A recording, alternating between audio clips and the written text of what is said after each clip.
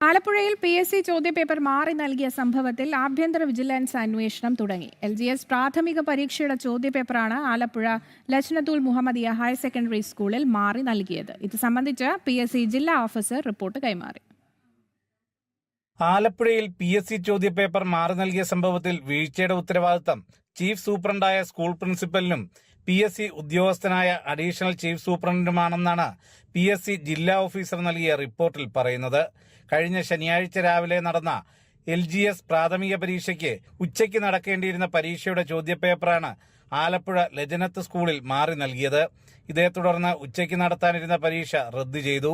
സംഭവത്തിൽ ആഭ്യന്തര വിജിലൻസ് അന്വേഷണം തുടങ്ങിയിട്ടുണ്ട്. ലജനത്ത് സ്കൂളിൽ പരീക്ഷ ഇനി നടത്തേണ്ടെന്നും PSC തീരുമാനിച്ചു. രാവിലെ ലജനത്തിൽ ചോദ്യപേപ്പർ മാറി ലഭിച്ച ഉദ്യോഗാർത്ഥികൾക്കായി വീണ്ടും പരീക്ഷ നടത്താനും തീരുമാനമായിട്ടുണ്ട്.